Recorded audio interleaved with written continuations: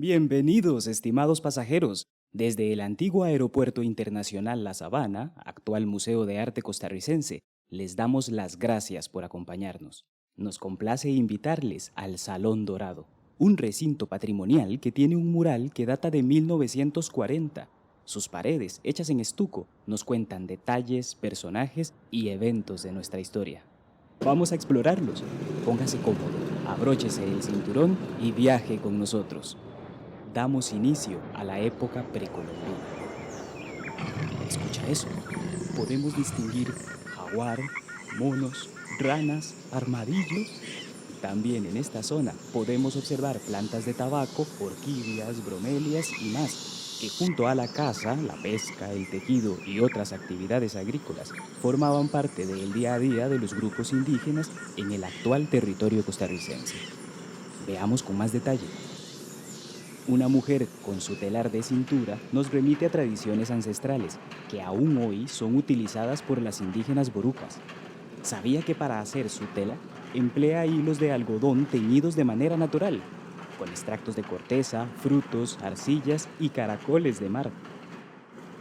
Por su parte, en la pesca se empleaban redes o canastos hechos de fibras naturales, como las hojas de bijagua, y de esa forma se aprovechaban las riquezas de los ríos y los mares. ¿Y esto otro? ¿Conoce de qué se trata? Es un indígena extrayendo pepitas de oro de los ríos. Hábiles artesanos elaboraban piezas exclusivas con técnicas de laminado y fundición que eran únicamente utilizadas por chamanes y personajes destacados. Nos acercamos al siglo XV, donde españoles y portugueses iniciaban sus exploraciones en América. Podemos ver sus embarcaciones, escuchamos a un ágil marinero gritar desde la canasta en el palo mayor: ¡Tierra a la vista! A esta canasta la llamaban carajo. ¿Y a usted le habría gustado que lo mandaran al carajo en esa época? Se dice que Cristóbal Colón llegó al territorio costarricense en septiembre de 1502. Cuando llegaron, encontraron a nuestros indígenas acostumbrados al trueque de telas, cacao, objetos de oro y más. Este intercambio se transformó por parte de los europeos en relaciones desiguales. De aquí volamos por una época de transformaciones religiosas, económicas, entre muchas otras, que dan paso a una nueva sociedad y organización. Como parte del proceso de conquista, se introdujo la religión católica. Podemos ver al sacerdote Juan de Estrada Rábago evangelizando a los indígenas. En muchas zonas del territorio, esta conversión no fue fácil. Las poblaciones indígenas opusieron resistencia, por lo que se recurrió al uso de las armas. En 1561, por primera vez entraron los conquistadores al Valle Central. Dirigidos por Juan de Caballón, llegaron decididos a dominar a los pobladores indígenas y a asentarse en estos territorios. Podemos apreciar gran variedad de animales domésticos y de productos agrícolas introducidos a raíz de la conquista de los europeos, como cítricos, ajos, lechuga y caña de azúcar, lo que sumó a la riqueza autóctona existente. Con todo esto, el paisaje agrario cambió, y cambió para siempre. En ese mismo año, los conquistadores fundaron la primer ciudad colonial del Valle Central. Aquí podemos ver el asentamiento y trazados de la ciudad de Cartago, que fue capital desde 1563 y hasta 1824. Los españoles, al asentarse en el Valle Central, consolidaron la conquista de nuestro territorio. Ya estamos aproximándonos a una nueva etapa histórica, la colonia, que comenzó a finales del siglo XVI. Siga con nosotros. En esta época se desarrolló el cacao en la zona atlántica, especialmente en Matina, con mano de obra esclava proveniente de África. Vea la embarcación pirata y sus tripulantes. En los siglos XVII y XVIII hubo saqueos que amenazaron hasta el Valle Central, pero fueron expulsados por soldados e indios flecheros. Estos piratas comerciaban ilegalmente con negociantes y personas vinculadas a los cacautales. A finales de la colonia, campesinos y criollos empobrecidos intentaron producir y comerciar tabaco, añil, oro y otros productos para ligarse con el comercio exterior. Se habilitó el puerto de Punta Arenas y para ese entonces ya se empleaba la carreta como medio de transporte. Después de la colonia se sucede la independencia y con ella cambios, esfuerzos y anhelos. Aquí se representan los valores que mueven las luchas de la independencia. Este personaje es una alegoría, una imagen idealizada, que resume la influencia de la Revolución Francesa, las ideas del enciclopedismo y del liberalismo, entre otras. Centroamérica, organizada en la Capitanía General de Guatemala, firmó su independencia el 15 de septiembre de 1821.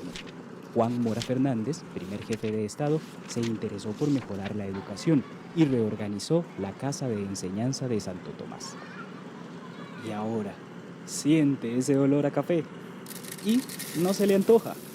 Observe estos cultivos. En esa época se introdujeron variedades más altas en comparación a las de hoy en día, sin cambiar su sabor y calidad inigualable que llegó a alcanzar fama internacional. Cerca de ahí vemos a Braulio Carrillo, gobernante que, entre otras cosas, fomentó este cultivo. Miren ahora a Juan Santamaría, héroe nacional, quemando el mesón que alojaba a los filibusteros. La campaña nacional de 1856 y 1857 fue un conflicto bélico que enfrentó a Costa Rica contra William Walker y su ejército. Escucha esos pasos. Estos tres personajes de espaldas, mírelos bien. ¿Qué estarán haciendo? Están cargando un riel y fueron la mano de obra utilizada para la construcción del ferrocarril. Se trata de trabajadores nacionales e inmigrantes. El ferrocarril Atlántico fue un símbolo del progreso económico liberal asociado al mandatario Tomás Guarda. Además, se llevó a cabo la Reforma Educativa Liberal de 1886-1887 y la formación de maestros. Quizá esta niña que vemos aquí llegó a ser una futura maestra gracias a estas reformas. En el campo cultural se edificó el Teatro Nacional, el cual representa el desarrollo alcanzado. Su inauguración oficial fue el 19 de octubre de 1897. Esa noche se interpretaron los himnos de Costa Rica y de Francia, así como la ópera Fausto. ¿Y ahora? ¡Opa! ¡Opa! ¡Cuidado! ¡Temblor! ¡Ve los techos y las construcciones derrumbándose! Estamos viendo el terremoto que sacudió la ciudad de Cartago en 1910 y que provocó enormes daños materiales y pérdidas humanas, por lo que se tomaron medidas para futuras edificaciones. Tras el terremoto, hubo mucha construcción en la década de 1930. Se observan trabajadores en sus faenas y obras públicas, como el acueducto a Punta Arenas, puentes, carreteras y electrificación del ferrocarril al Pacífico.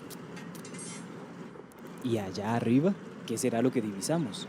Es la Escuela Pilar Jiménez, ubicada en San José, en la ciudad de Guadalupe. Una edificación construida en 1939 y diseñada por el arquitecto José María Barrantes. Luego, para la segunda década del siglo XX, se dieron avances en lo sanitario y en lo médico. Aquí observamos a una enfermera y a el doctor Adolfo Caret, quien donó sus propiedades para la construcción de clínicas e instituciones. En 1939, una orquídea conocida como la guaria morada fue destinada como la flor nacional de Costa Rica. Aparecen en el ramo y la corona de esta alegoría, que representa de manera idealizada a esa república liberal y florecida.